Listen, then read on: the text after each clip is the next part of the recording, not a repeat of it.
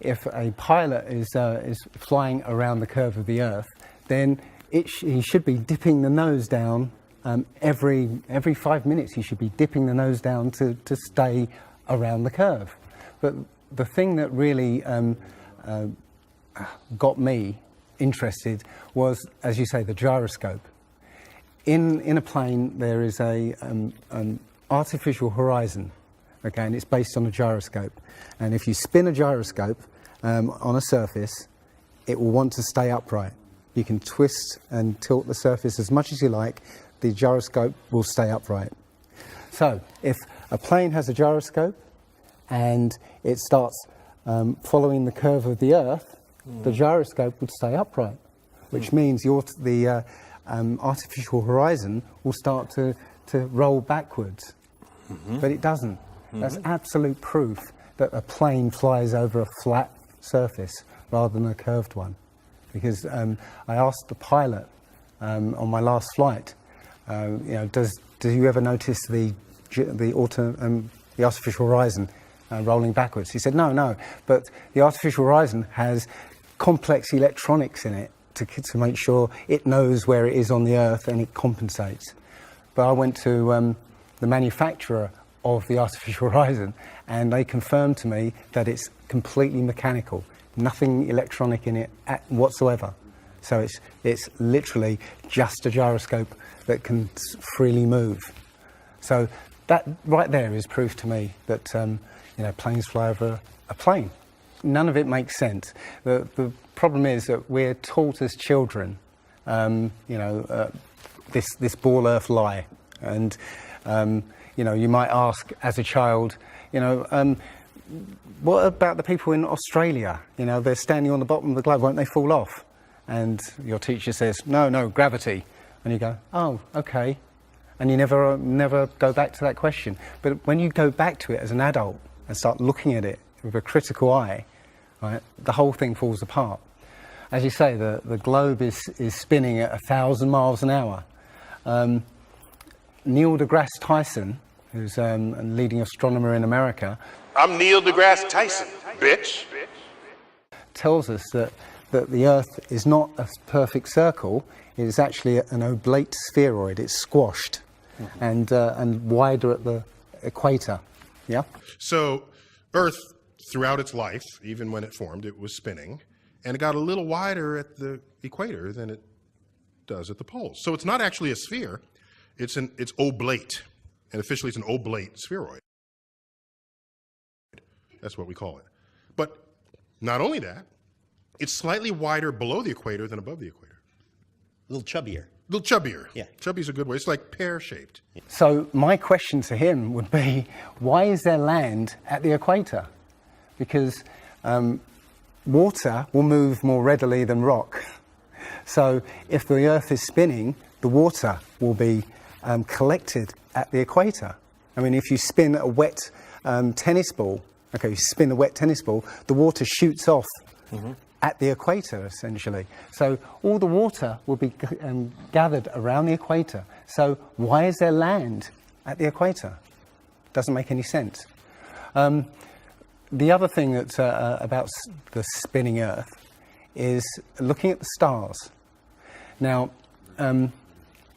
directly above the axis of spin is the pole star, Polaris, okay, directly over the North Pole. And we're told that the reason that all the stars spin around the North Star is because the Earth is spinning at 1,000 miles an hour.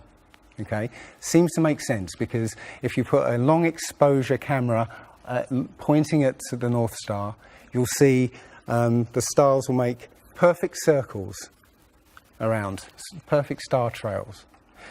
The only problem is the Earth is also orbiting the Sun at 67,000 miles an hour. Okay, the Sun is moving, dragging the Earth and all the planets up that way or that way at 600,000 miles an hour. So why do we see perfect circles? Because that's the slowest speed, that's slowest motion in that mix, And yet the Earth is moving 67 times faster that way and 600 times faster that way. So you should see the stars do all sorts of strange motions, but you don't. You only see them make these perfect circles. That tells me that it's the stars that are moving, not the Earth. The thing is, what the scientists will give you is calculations and and theories why that happens. But we have experience. We see things and they either make sense or they don't make sense. What the scientists do is substitute our common sense and our intuition for calculations and theory, and we're supposed to believe the calculations rather than what we experience ourselves. There was a famous experiment back in the 1800s in England called the Bedford Levels experiment. Now, the Bedford Levels is a canal that is perfectly straight for 6 miles. Okay, so what a chap called Samuel Rowbottom did was he took a telescope, put it in the water about 8 inches above the water, and he had a friend, in a rowboat with a flag on the back, row all the way to the other end, and he was able to see the flag on the back of the rowboat the whole distance.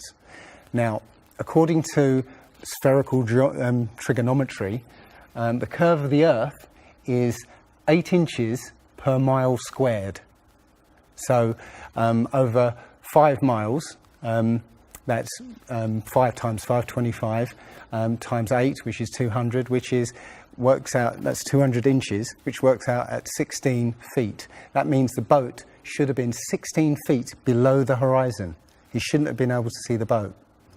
Now, the scientists will say, oh, refraction and this and light bending around the Earth and stuff. But the fact is, it's perfectly flat. And he in his book, he puts forward many arguments that show that, or many experiments that show the Earth is always perfectly flat. They say that you see the mast, go down last. Is literally just the way your vision works. Yeah, it's perspective and atmospherics basically. The limit of your vision is supposedly 3 miles. And then after 3 miles, you're supposed to see the boat start to go over the horizon. It's funny that Neil deGrasse Tyson again says that, explains that you can't see the curvature of the Earth from a plane. He says this, you can't see the curvature of the Earth from a plane because you're not high enough. The Earth is so big that you can't get high enough to see the curvature. Yet, you can apparently see a boat go over the curvature over the distance of 3 miles, which doesn't make sense. The thing is, when you look out and you see a boat start to go over the horizon, if you suddenly get a pair of binoculars and look, it comes back again. And once it goes out of the sight of your binoculars, if you get a telescope, it comes back again. It doesn't go over any curve of the horizon. What we found, many people have done experiments with very high-powered zoom cameras, and they've watched a boat sail out to sea, and they've just kept trained on this boat. And what they see is, after a very long distance, you see an atmospheric effect where the bottom of the boat disappears and and the top of the boat inverts, so you see a sort of mirror image. And that, with your eyesight, basically the bottom of the boat just melts into the horizon. One of the best examples of that is the Antwerp Notre Dame spire, which can be seen something like 240 kilometres away from the spire. So that should be over a mile below the horizon, and you can still see it. There's been a few famous examples just recently of a man who took a picture across the Great Lakes from Michigan and was able to see, I believe it's Chicago, which he shouldn't have been able to see. And the television station basically said it was a mirage. This is from Joshua Nowicki, and what you're seeing here is a mirage. We typically would not be able to see this from the Lake Michigan shore. We talked about this last night. Conditions are right on the lake that we're actually seeing a mirage of the Chicago skyline. But They always say it's a mirage, but for a mirage to happen, you have to have very specific atmospheric conditions. And there have been so many people who've seen exactly the same thing on different days, different seasons, always the same. You know, it's not a mirage. It's simply that you're looking across a plane. You see in a kind of pyramid shape. Yeah, you have a horizon at your eye level, and everything above the horizon will go down into the horizon. Yeah, everything below the horizon will seem to go up. Just like if you're in a long hallway, you'll see that the walls will start to move in, and the roof and the floor will start to move into the centre. Yeah, so literally between you and the object you're looking at, there's all sorts of things, sort of like waves going up and down, and while you can't see them, if they're beyond the limit of your sight, sometimes they can still obscure what you're looking at. But it's just because they're between you and it. And it's just the way, it's literally perspective. It's better if I could draw a diagram, but it's a very difficult subject to get your head around if you're not used to it. But it is perspective. One sort of other proof is there's a place in Bolivia called Salar de Uyuni, which is a salt flat. It's literally 100 miles wide one way and 80 miles across. And it's perfectly flat. When it rains, literally you get an inch of water and it looks like a perfect mirror. Now, how does that happen on a sphere? Yeah, it shows you that, you know, if you're one end of this salt flat, you can see perfectly clearly the other end 100 miles away. So it's just showing you that the Earth is flat, and without the effect of the waves in the sea, you'll be able to see a whole lot further. If you were to go to NASA and download one of their photos of the Earth in the moon sky and put it in Photoshop, okay, drop the saturation and the levels down, you'll see that the Earth has been pasted in, because you'll see a rectangular box around the Earth. It's all fraud, it's all fake. Pretty much everything NASA puts out is fraudulent. There are no images of Earth from space. The only one that NASA actually claims is a photograph was from 1972, and it's the famous picture. It's got Africa sort of near the top, and it's the same picture they've been using for the last 40 or 50 years in every textbook. Every other image is what they call a composite. It's Photoshop. There was another layer to sort of simulate the atmosphere. And then there's this little bright spot. It's called the specular highlight. So it's the reflection of sunlight off of water. Those are the pieces, but you can't just slap them all together. It just didn't look realistic. It looks kind of flat, or the clouds are sort of too see-through. So I just hit Command-Z a lot. There's artistry to creating the world. What I imagine it to be. Unfortunately, I'm not an astronaut. I've never been to space. But I've looked at these images over and over again, trying to sort of get the essence of it. It is photoshopped, but it's has to be. It is photoshopped, but it's has to be. It is photoshopped, but it's has to be. It is photoshopped, but it's has to be. And many of us have been looking at these images of Earth, including the one they call the Big Blue Marble, which was released in 2002, I think. Again, when you zoom into it with Photoshop, you'll see where they've used the clone tool in Photoshop to take a picture of one of the clouds and stamp it in various places around the picture. And they got lazy. In another image, they've even Photoshopped the word sex in the clouds, which is a subliminal tool they use to get people to sort of relate to something. They literally, you can look at this and you can find it on NASA's website. In a video I'm working on at the moment, I've got a video from what they call the Galileo space probe as it left Earth, it took a series of shots of Earth, apparently.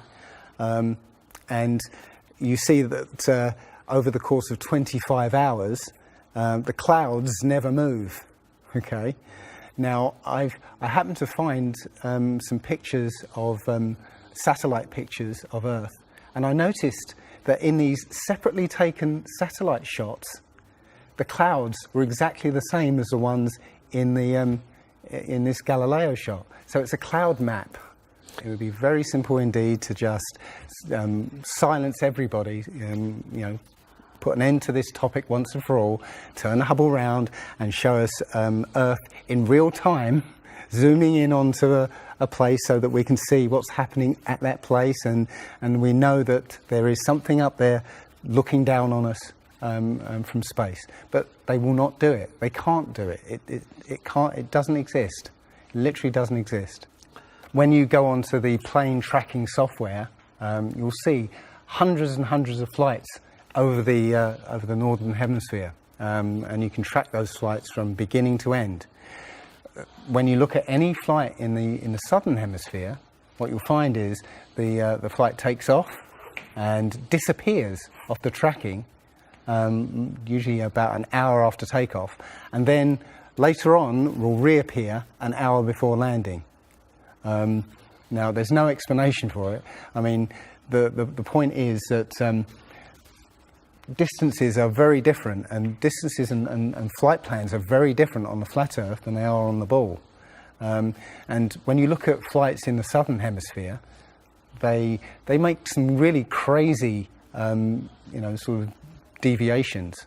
So, for instance, if we look on here, let's say a flight from Cape Town over here to Australia, say Sydney in Australia, they will take you to Dubai first, somewhere around here. Yes. Just recently, there was a case of a woman who was pregnant on a flight, and she was her waters broke on the flight, and I think it was from the Philippines to Los Angeles.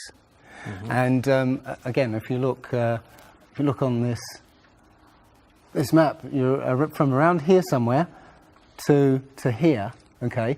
Now they were flying across, and literally her waters broke, and they had to divert. They had to land. So instead of either going back to the Philippines or going on to Los Angeles, they landed in Alaska. Which again, if you look on the flat map, it's again a straight path. Santiago, Chile to Australia, mm-hmm. right? Will usually stop in Los Angeles. Again, you can see on the flat map that it's again a straight path. It all seems to make sense, and if the only thing that would sort of confirm it or disprove it would be GPS, but hey ho, GPS doesn't work in the southern hemisphere. This is an issue because there have been a few people who said they've taken flights that have taken only 14 hours, and they're direct flights from Australia to South America. Now, somebody has actually redrawn the flat map to take into account these the distances, and apparently the distances work out. I haven't seen the map myself, but I should be looking further into it.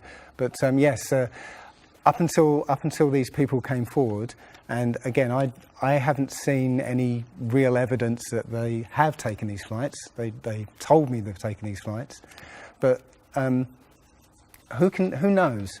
They can actually advertise a flight that's direct. They can price it out of the range of most people to take, and then if anybody does take it, they could cancel it. I don't think any flights actually fly directly over the North Pole at all. I think they skirt the North Pole, mm-hmm. but I don't think they fly directly over the actual pole. So I don't know if it's to do with magnetics. The only thing I do know is that nothing flies over the South Pole, because again, on a flat map, the South Pole, the continent of Antarctica is the ring around the Earth. So you can't fly over the ring and get anywhere. That's why we're not allowed to go there. I mean, think about it. It's the only treaty that's all these countries have signed and never broken and completely agreed on. It's the only one. And what treaty is there that everybody's agreed on? We're being kept away from it for a reason. They have some scientific bases there, and literally it's controlled by the military. If you try and go there by yourself, you will be sort of picked up and escorted back.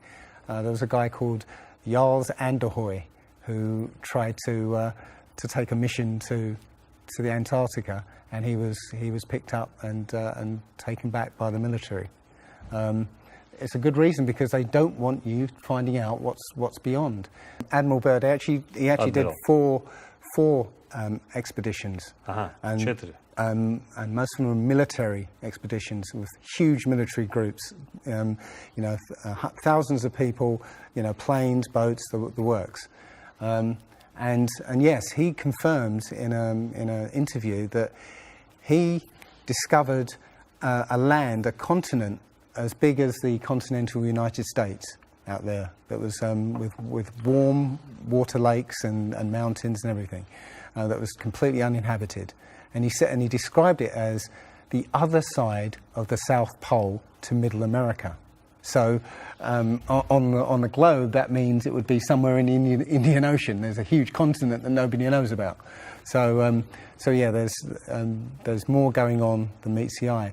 The other thing is, after Admiral Byrd came back after his last expedition, Antarctica was sealed off, and both America and the Russians started firing nuclear missiles straight up.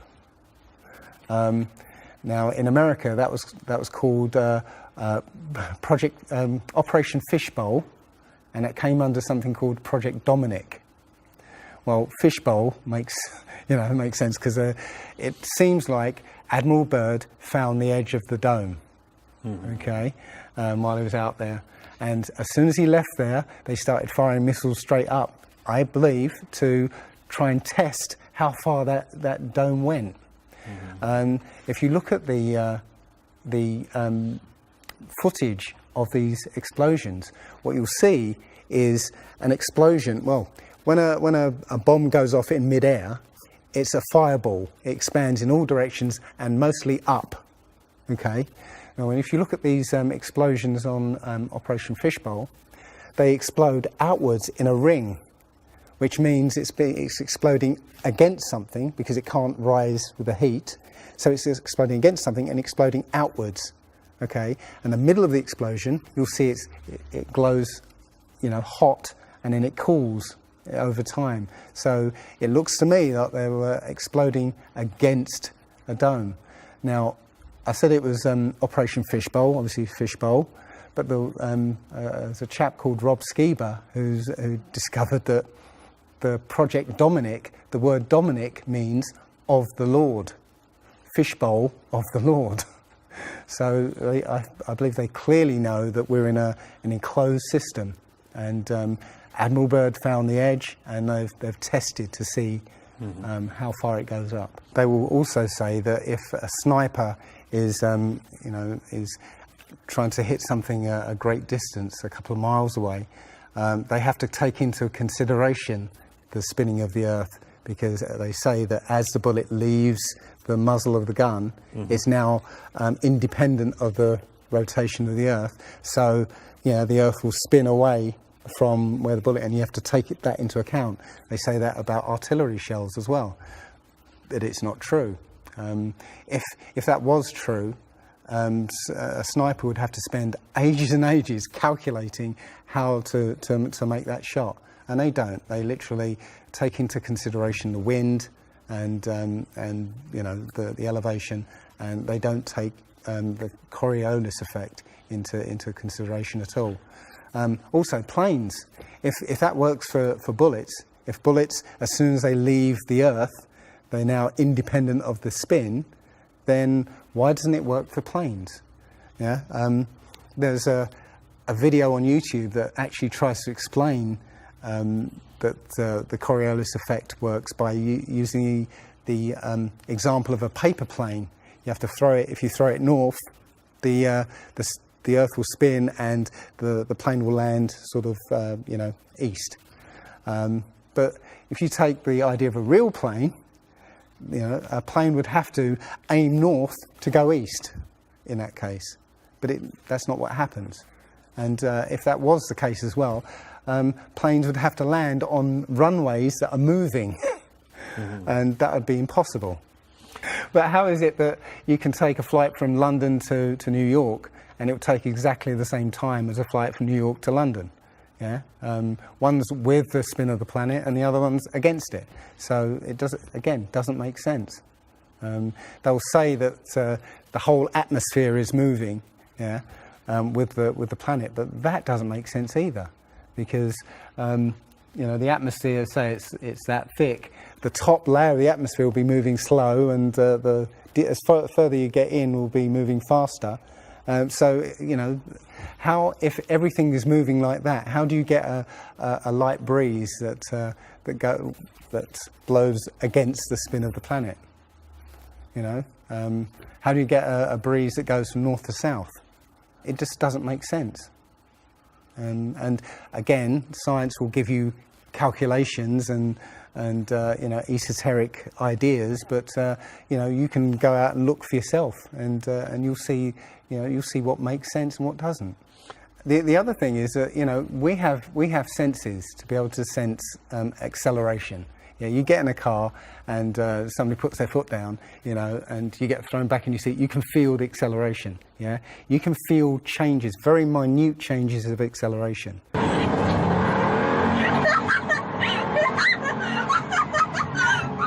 Yeah.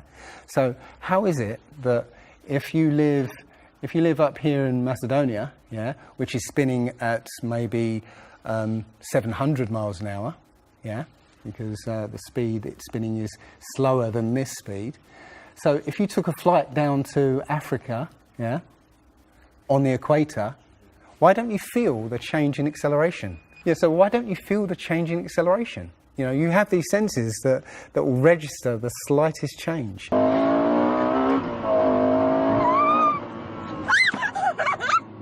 Yeah, but you get off the plane there and you don't feel dizzy, because now you're moving a lot faster. So no, it doesn't make sense.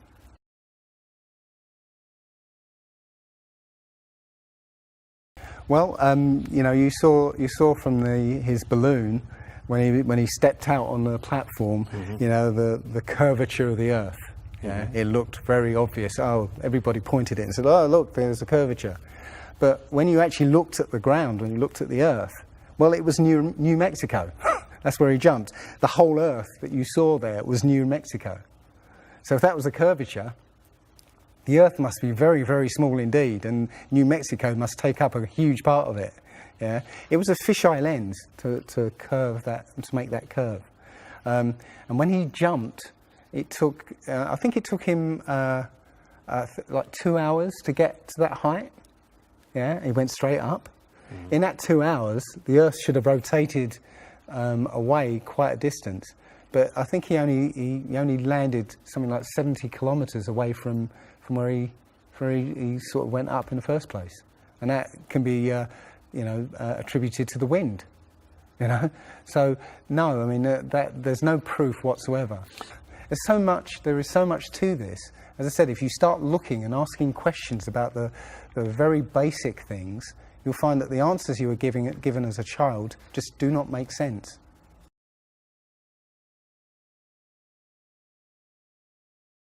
So the idea there is that it must be a globe because the sun. If the sun's here, then it's got to be dark on the other side. Well, the thing about the sun is that we're told it's 93 million miles away. It's not. It's actually something around 3,000 miles away, and about 34 miles across. That might sound really crazy, but if you look at look out on a day that's got broken cloud, you'll see that the sun rays will come out at an angle. Most people have seen this. The rays come down at angles. If the sun was 93 million miles away, then all the light will be coming parallel. So if you imagine, there's no way to show 93 million miles, but something way, way over there, all the light that reaches this globe will be parallel. There's no way that light can come that far and spread out like that. Now, if you follow those light rays, you'll see exactly where the sun is. And as I said, it works out to be about 3,100 miles. Now, if that's the case, and the sun is circling over this flat plane, yeah, its light range is limited. So it's illuminating the part of the Earth it's like over at the moment. So, say over Europe, it might, or over South America there, it's over there. Well, Australia's going to be in the dark because the sun isn't going to throw enough light to illuminate Australia. Yeah. Now, most people say, well, I see the sun rise and set. How can that be if it's just going round in a circle? Well, that's perspective again. If you actually see video of the sun coming up and going down, many times you'll see that the sun starts off as it's coming up very, very tiny, and it gets bigger as it gets closer to midday and then gets smaller again. It's literally that effect of perspective. You know, with some things above you, like the ceiling in a hallway, yeah, as it goes further away, it will seem to sink down towards the horizon until it disappears beyond the limit of your sight. And that's all you're seeing. You're seeing literally the sun circling overhead, but seeming to set.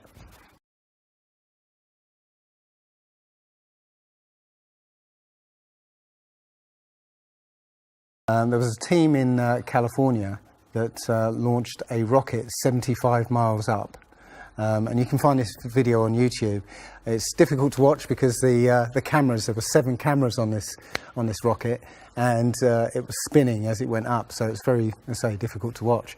But this chap, Refi, studied this video meticulously, looking for some kind of mistake or some kind of evidence, and he realized that he could see the moon. So he went online to a website called timeanddate.com, where it will show you graphically where the moon and sun is at any time on any day. And he did a bit of detective work to find out exactly when the rocket was fired, and found that the moon should have been on the other side of the planet, over Australia. Now, the rocket was 75 miles up and it could see the moon, but anybody down on the ground wouldn't be able to see it. But the point is that if the moon was over Australia, on the other side of it would be on the other side of the planet, which is, okay, there. So down there on the other side of the planet, and the rocket went up here. So there's no way that rocket should have been able to see the moon on the other side of the planet.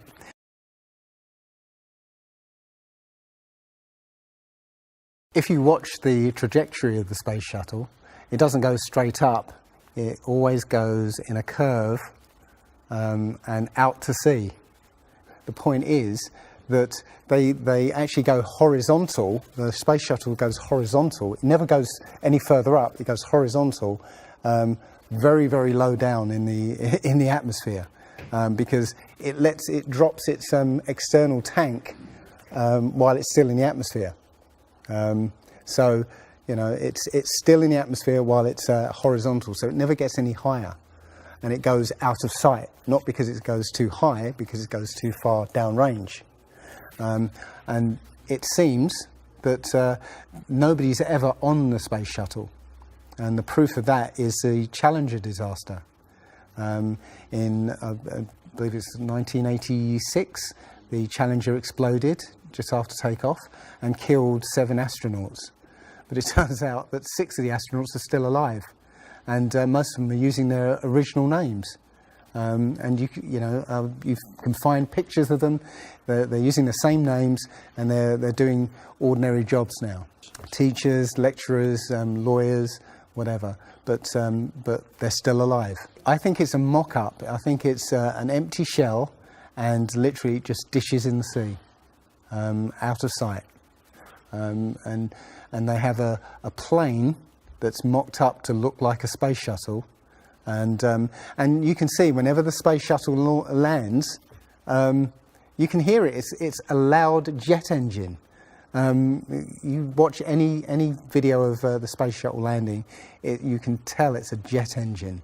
It's a jet-powered aircraft. That's it. It's not a glider. In my video, I show you a glider, how that seems, and then I show you the space shuttle. And yeah, it's not a glider. It's an aircraft. And that's what they're fooling us. They're taking billions of dollars in and giving us images and fake planes for that 10 billion, you know, however many billions of dollars it is. That you've got the external tank and the space shuttle. Yeah, it's like horizontal at this point, and then they drop the tank. Okay, now the space shuttle isn't powered at this point because the tank has all the fuel. Yes. Okay, so when the engine stops, the tank is dropped. Basically, the space shuttle and tank should follow the same path because neither of them are powered. They should both fall in the same way. Now, because the tank has all the fuel, those pods on the back of the space shuttle aren't fuel tanks. They have a very, very small amount of fuel in there for orbital manoeuvring. But from this point, which again is still in the Earth's atmosphere because the tank, you know, is falling there, it now has to go from there into orbit.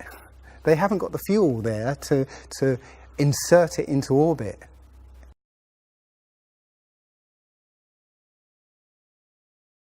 Disney and NASA have worked very closely together. Disney worked with NASA on the moon project.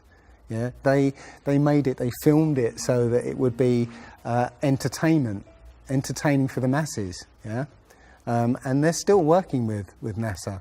I absolutely believe that Stanley Kubrick, filmed the moon landing. He left a few clues just to say, so that, you know, like Michelangelo. Yeah, so that we eventually would know that this was his work. Yeah, I did this. It's a joke. It was meant to fool people in 1960s. So you got like clear footprints, but yet you don't have where an impression where the pads of the lunar lander were. Or a blast crater where the engines were blasting downwards, and also the camera followed the capsule straight up, right, and it followed it very precisely, right, and it stopped when it started to pitch over, right. Now, NASA says, "Oh, we did it remotely." Well, there was a 2 or 3 second delay between sending signals and the camera starting to respond, and then another couple of seconds for them to see what's happened. So it's next to impossible to get that sort of accuracy with that kind of, and it's only done once. I mean, they can't sort of keep doing it over and get it right. They do it once and they got it right the first time. So no, it's either they left an astronaut on the moon to film them, or it was fake. It was fake. It was absolutely fake. There's not too many people involved in this. I mean, NASA controls space as such. The other agencies have popped up, but literally it's a money-making scheme. NASA makes, hundreds of billions of dollars a year. Dobra, Rusy. Okay. The Russians, okay, they're getting in on the act as well. They make money from this. And have you seen the imagery that they put out? The Chinese have put out, or I think it was the Japanese that put out images of Earth from the moon, and it looks even more fake than NASA's ones. It's a money-making scheme, and they're all joining the bandwagon.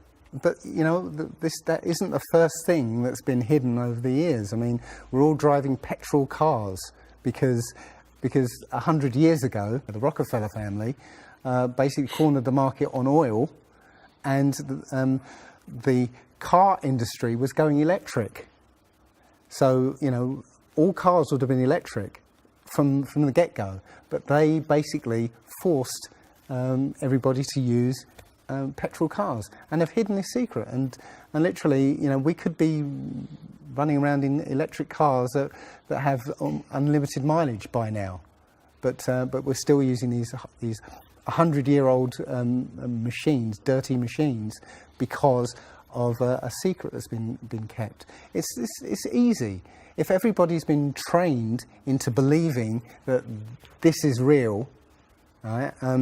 And there's space, and it's within our interest to explore space and you know, go to the moon, go to Mars. Yeah, people will pay for it, and they're making billions.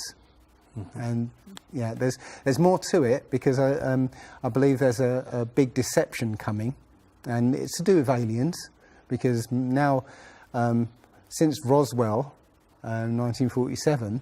That was the first time anybody had ever understood the idea of aliens. But since then, we've been bombarded with science fiction and the idea of aliens. And most people believe there are aliens out there. So they've prepared us for an alien invasion or an alien saviour.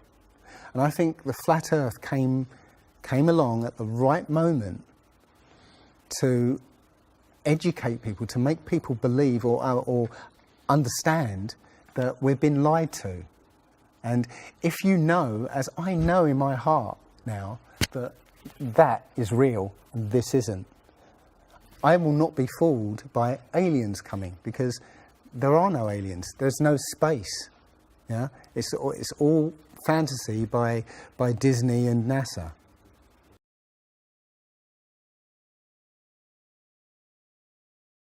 Well, the Bible has a very, very clear view of what this place is, and it matches that place more than it matches this. Okay, and what it says is the great deep is under it, just water. It's just deep water, and above the firmament is water. And you know, it says in Genesis that he separated the water below from the water above, and made a space. And then made dry land appear out of the water. So what's under the flat Earth? Well, it's water, and it just goes on. Again, I don't know for sure, because I've not been under there. I don't know what's past the outside of, or the you know, the first few hundred miles of Antarctica. But everything I've seen over the last year and a half tells me that is true and this isn't. And I'm starting to believe and trust my intuition about this.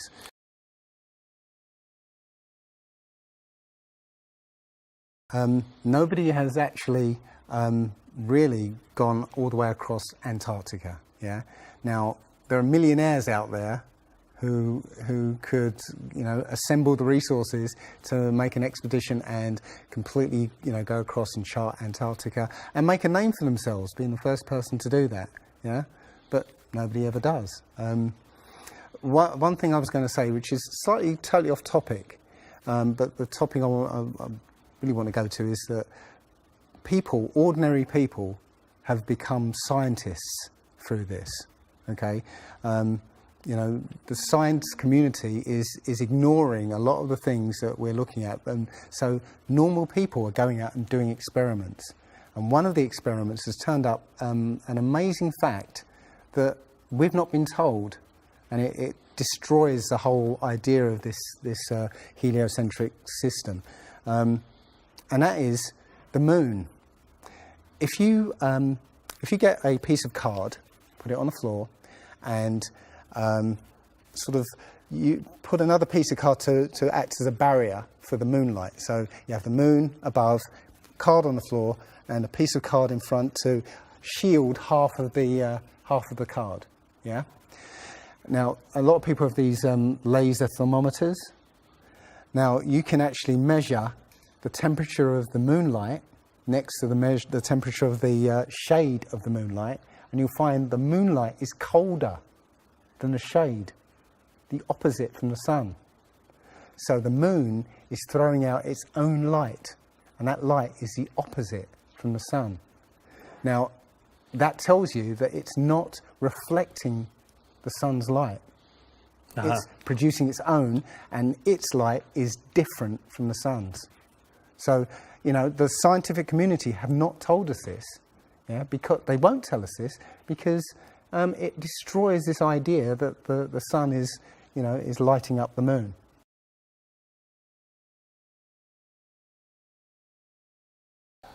This world is very different from what most people think it is. There are very powerful people who essentially rule this world right now. And the ordinary person is a slave in this world. And slaves aren't educated. You know, they're taught what they need to, or, you know, they need to know, that's it. They're not taught truth. They're taught what they need to know, and so you're taught enough so that you can, you know, do the paperwork and operate the machinery, but you're not meant to know what's really going on, because that's the power they have over us. They know what's going on, how this world works. We don't, so they can control us. One of the things about slavery is the slaves weren't freed. They were never freed.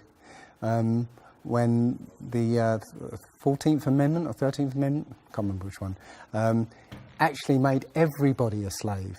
If you're a citizen of a country, you're a slave. That's what a citizen is. So they literally extended the slavery to everybody and made it an open prison, and that's where everybody in the world lives now.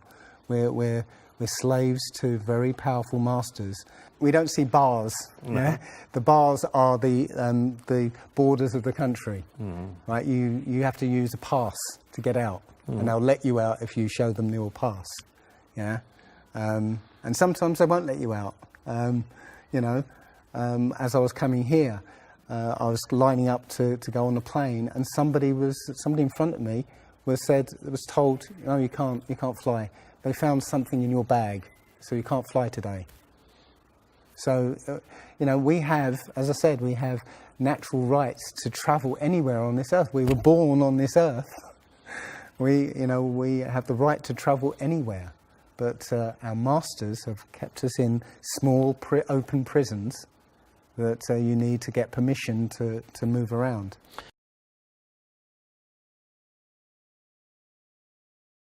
This idea that, billions of years ago, nothing exploded and then everything came out of that nothingness, ridiculous. But they try to make you believe that the idea that a supreme being, a creator, created this is ridiculous compared to that idea.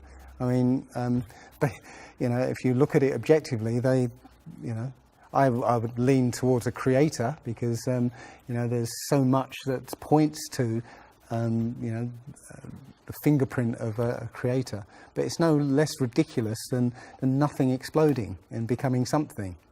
In my opinion, the Big Bang theory and the theory of evolution and the Ball Earth theory are all interlinked, and they're all there to make us feel as though we're insignificant. We're small, tiny, miniature, unimportant pieces of slime crawling around on a speck of dust in an infinite universe. If that's true, and there's no purpose, there's no meaning to anything, then our owners can do whatever they want with us.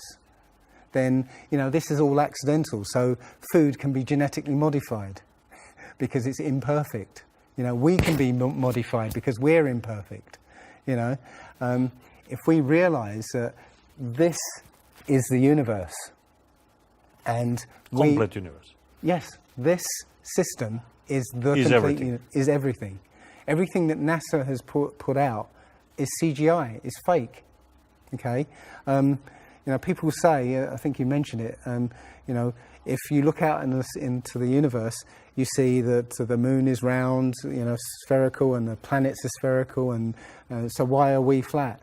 Well, how do you know that the planets and the stars are spherical?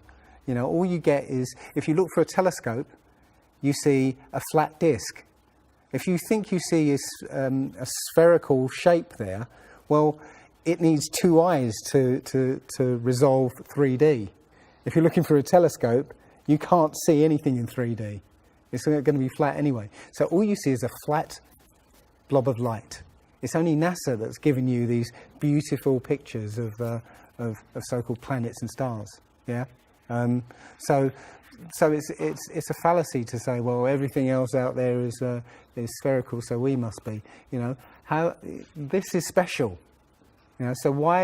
It's like saying a basketball is round, so why isn't the court round? You know, it's a fallacy. So this idea of a ball Earth, theory of evolution, the Big Bang, is all about making us feel nothing, so that we can be used. If everybody realized how special we all are, how unique every single life is, then this whole world would change overnight. We wouldn't allow ourselves to be used by this cabal. We wouldn't allow this planet to be destroyed, because they're destroying it because, oh, it's just an accidental planet, one of millions. We've found other Earths, you know. Eventually, if this one gets too messed up, we'll go to another one. No, this is it. So if we all realise that, then we wouldn't allow all these things that are going on. It's all about control. There are a small group of people who want to control the world, and because there's so many of us out there, you know, they can't control us directly. They can't, you know, this small group of people can't, you know, come round to all of us and control us directly. So they must use our own minds, our own hearts and minds against ourselves. And this is what they've done. They've educated us into this world, into this globe spinning, you know, heliocentric Big Bang evolution world, which makes us nothing.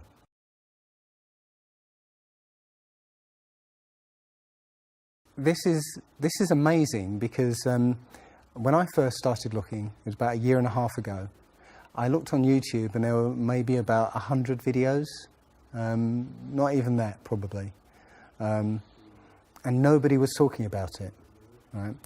And then over 2015, it exploded. There are thousands and thousands and thousands of people looking at Flat Earth now.